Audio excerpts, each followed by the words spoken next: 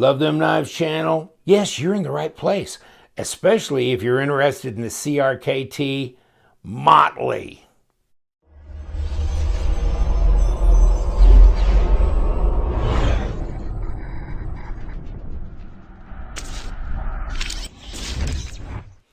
Yes, we have arrived. Here we are in the studio with the CRKT Motley. Don't you love this beautiful presentation box? Wow, you just can't get stuff like this very often. And I'm sorry, I just had to do that. This is really a disappointing box for a $425 knife. Oh well. And here's the model number. Product of Italy, because it's made by LionSteel.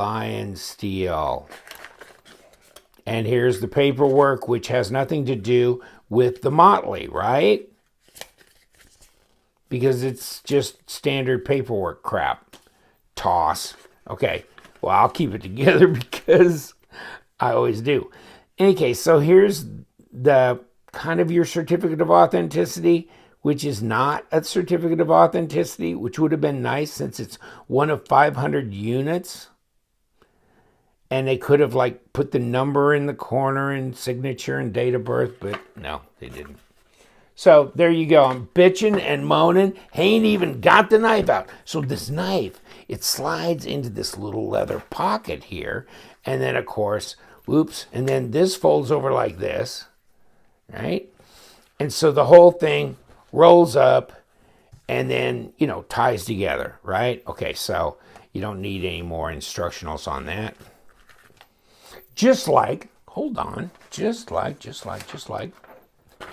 the Hijinks when it was out. Remember the Hijinks were $400 back in 2014? Knife of the year, right? And the same stuff. Ken Onion, all the cool stuff. Ah, yes. And I had one for a while. I think I bought it pretty inexpensive back in, I'm going to say about 2016, maybe 2015. In any case, but I caught it, but they ain't giving them away these days on the secondary market, my friend. Those from 2014 are gone and but not forgotten, and they're not giving them away either. In any case, so here's the leather thing. Here's the knife, comes out of the plastic, and this is a big dog. This is not like the Hijinks. Hijinks was like 8 inches overall. This thing is 9 inches and a tick over. So this big knife, almost a 4-inch cutting edge on this monster. It's a freaking monster. If you like recurve blades, baby, you found your dream. That's almost 4-inch cutting edge, 100 millimeters. Now, go up here, yeah, you're at, 3 7/8, whatever. But down here, go to the back of the bolster.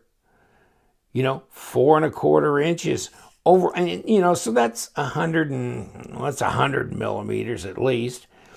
And over here, 9 inches overall, not counting the screw on the end for the pocket clip, and 23 centimeters. And you know what? This thing is a fat fatty. It's kind of fat. It's contoured, 0.58 inch, about 15 millimeter thick. So it fills your hand. Schleipner steel, Bowler, Schleipner tool steel, and the action's really nice. It's got IKBS, Ken Onion design, called the Motley, and well, it was called the Mongrel, but now it's called the Motley. There you go.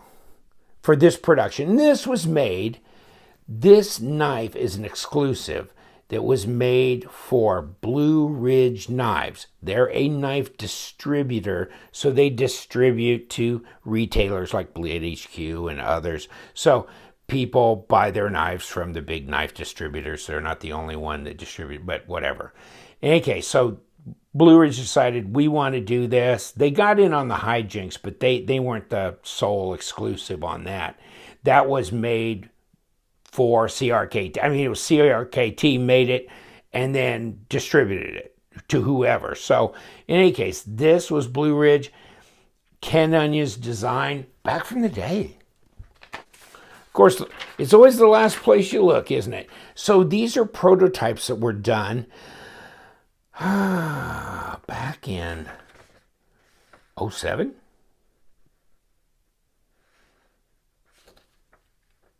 Interesting, huh?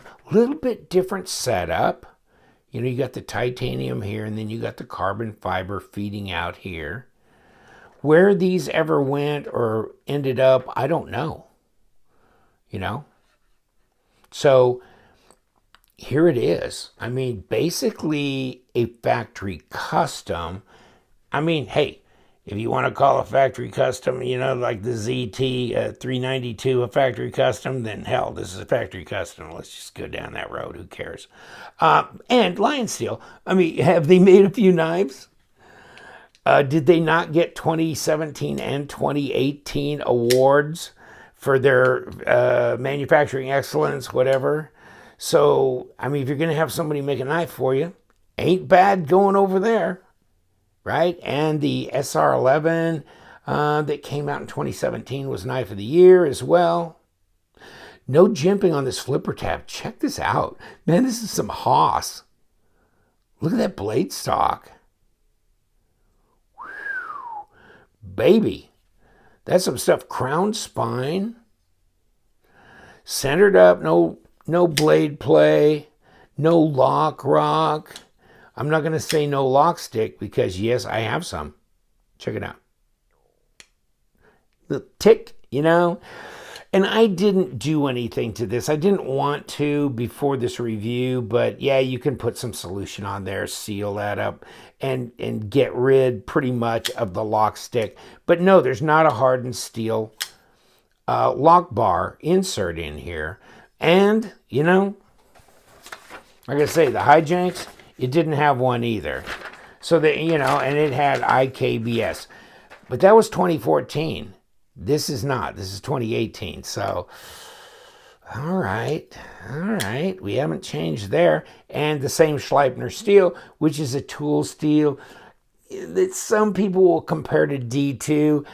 I got the impression through my research online about Schleipner is that it's really kind of a step above. It's kind of a more modern tool steel than D2. I think they were talking something about 12% chromium, semi-stainless tool steels like D2, and then this one not. Maybe 8% chromium. I'll give you the link to that. You can read up on that because they're talking about increased toughness and wear resistance on the Schleipner as opposed to D2. So I'm assuming this is a superior steel in that regard. Not obviously in corrosion resistance, though, being a lower chromium level. In any case, pocket. So if you're in wet conditions, you know you need to take care of your blades in any case, right? Deep carry pocket clip, and this is how Ken did this design with this kind of a pocket clip. So it's deep carry. You can unscrew this, you can flip it around and go deep carry left hand. Obviously, the frame lock is a frame lock which is really actuated more efficiently right-handed. So it's when you have these knives that are liner lock, frame lock, this kind of thing, they're oriented to right-handers. Unless you get a left-handed, you know, design, which, I mean, Spyderco, I think, at one time, well, they still do, I think, have a compression lock for left-handers. So you can actually get a left-handed para too. While we got you out here, Rex, let's do a size comparison. Much bigger knife, huh? It's a monster. The Motley is a monster. I really like the name Mongrel better. Too bad somebody jumped Ken Onion on that name, and so that had to be revised to Motley instead of Mongrel. I kind of like the Mongrel better. But there you go. See, still, even in this aspect ratio, the Para 2 looks bigger relatively than it did when it was on top. It still looks small compared to the Motley. I don't know what's Motley about this knife. Big recurve in here. If you don't like this swept recurve blade, then you're not going to like this knife, I guess. I think this is a great design. I like it better than the Hijinks they did in 2014. The Hijinks was good in its own right. Smaller knife. But this is really dramatic. This is very artistic or artistry. You know, yeah. And it's on bearings. And while I got you here, let's take a look, see. So here's the bearings. And they're just regular single row captured steel bearings. Here's your steel washers that go into, of course, this is titanium. And there was a little dab of grease up here. Don't know why. That was the only thing that was on the knife when I opened it up. Otherwise, it was clean as a whistle. Of course, that's where your pocket clip screws into in the back. Interesting, obviously, you know, you've got the carbon fiber scales are screwed into the, and I didn't try and take any of the carbon fiber inserts out, but I guess the good thing about them being screwed in here is that you could take them out if you wanted to anodize the knife, you know, go for a bronze or a blue or whatever you wanted to do there. And problem is, this pocket clip is steel, but everything else is not magnetic. So I don't know. Well, there's the blades in here, but I mean, nothing magnetic up here. So those standoffs are they're either titanium or a non-magnetic stainless or aluminum or something. I'm guessing they're titanium. But yeah, this here, no, that's steel. Interesting. So, don't know about the pivot. It's kind of hard to tell because you got the blade underneath it. So you're going to, yeah, I doubt if that's, that doesn't feel magnetic. I'm getting a weak pull from the blade through there, but no. A lot of machining all along here, all this ribbing here. And then the insert. Kind of cool how that's done. And kind of can act as an over travel stop a little bit, but at least it's symmetrical. You don't have carbon fiber here and nothing here except just plain titanium. You did it on both sides, so that's nice. Like I said, centered up. Yes, I got some lock stick, and I can solve that. So it's not huge, but I don't know why they just didn't go ahead and put a hardened steel insert in here. The pass-through is very well defined and really easy to disengage. The problem is, I think it's maybe a little more than they needed to do here. I think they could have reduced the height of this on this side a little bit, because when you grab it in hand, you kind of feel like this part of the front of your finger is hanging on that thin ledge there. You know what I mean? And so you're not making contact like you are with your other fingers completely across. You're kind of hanging up on that ledge a bit. And it feels like it's digging into you a little bit when you really grip. So, yeah, that could have been toned down a little bit, because there's a lot of knives that are frame locks, and I don't know if I have any on the table. I don't see any that I can use as a good example, but you've seen frame lock knives where this pass-through area, it's raised a little bit here, but not a lot. Sometimes almost very unnoticeable, but still actually disengages well. And the spine here being crowned, really nice, fairly heavy knife, no weight relieving as I showed you on the pictures. From the underside, and it's contoured. Okay, so you've got contoured titanium scales, carbon fiber inserts, really beautifully well done blade. This design flows. So I think this was a great choice for Blue Ridge Knives to have this knife, this particular design done. I think the presentation box-wise, certificate-wise, and all that was not all that well done. Schleipner steel, we can argue about, yeah, if you have your choice of any steel in the world, is that the steel you're going to do? I think they just did it because they didn't really think that much about it. And the previous one in 2014 was Schleipner, so they just went with it. It was like a default, no decision. This, though, I mean, this is some heavy old blade stock here, 0.176. Yeah, 4.5 millimeter. I mean, 4 millimeters pretty heavy. 4.5 millimeters. What are we doing here, boys? We can get one piece of paper. Will one volunteer come forward? Yeah, it's sharp. Out of the box. Should be a really nice collector piece. I think that's the bottom line here. The bottom line is it's smooth, it's well made, it's made by LionSteel. LionSteel has excellent manufacturing tolerances. They make a great, seamless, nicely done knife. I'm not complaining about that. I'm not complaining about the design. If you don't like this design, okay, but it's a Ken Onion design. It is what it is. It's his design. So they're not, I mean, you know, you're going to do a Ken Onion knife, then there you go. I mean, you can make it or not make it. And I like it. And it's big. And it's bad boy. And at least you got an ambidextrous pocket clip here. And it's deep carry.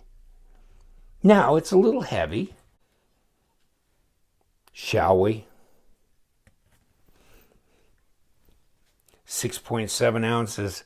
You know, a lot of knives I carry are 4.5 to 5.5, sometimes up to 6.2. So it's fairly heavy. It's a big knife.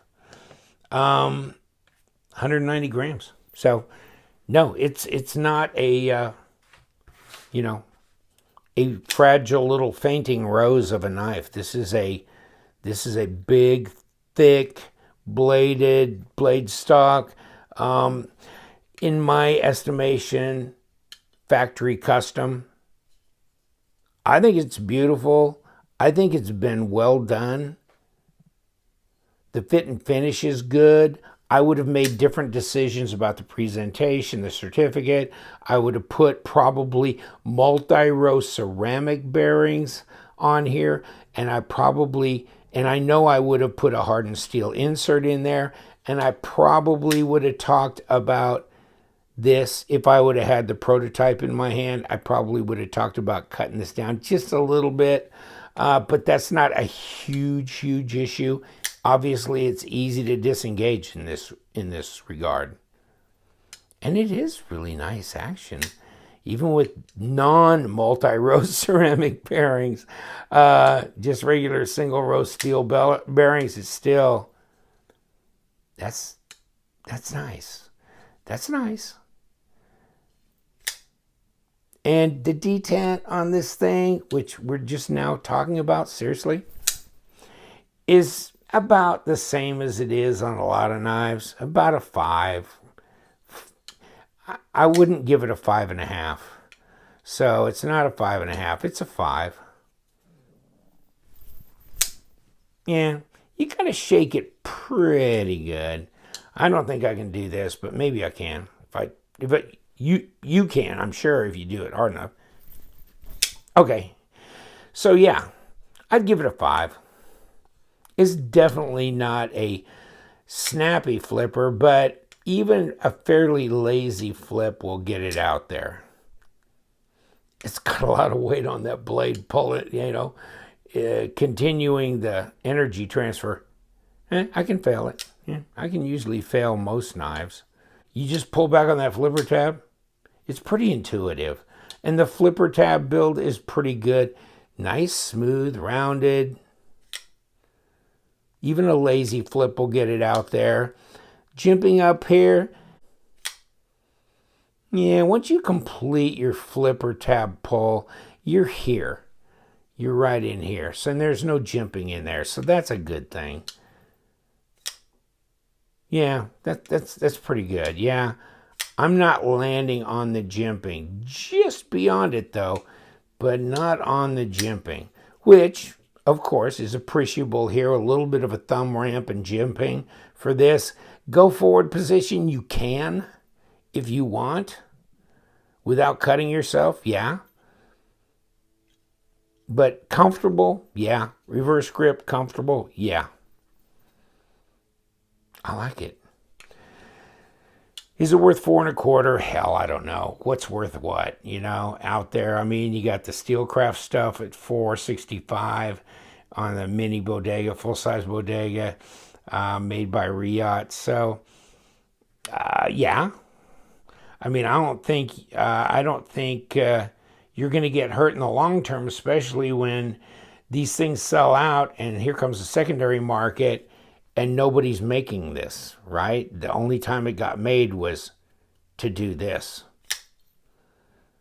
Then these, I think, will be very collectible. I would bet on it. It is a beautiful design. I like the design. It's smooth. It functions well. I got a little bit of lock stick. Okay, I can deal with that. Fit and finish, really good. First rate manufacturing. Box and presentation, no, except I like this leather thing. This is cool. I like this leather wrap, but this box is come on, man. Seriously? I can get a $30 knife in a box like that. That's insane.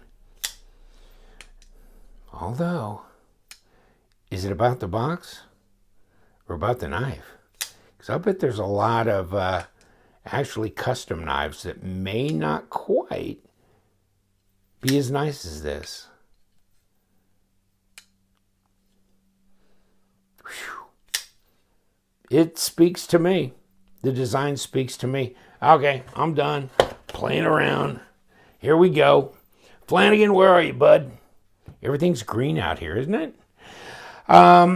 Thanks so much for coming by. I just, the more time I spend with this knife, the more I like the Motley. I mean, I really have warmed up to it a lot. When I first got it out, I was starting to, it's not M390. Oh, there's not a lock bar insert. But, man, it's really hard to deny the design. And I think the collectability of this knife, it's big, and I do think it's beautiful.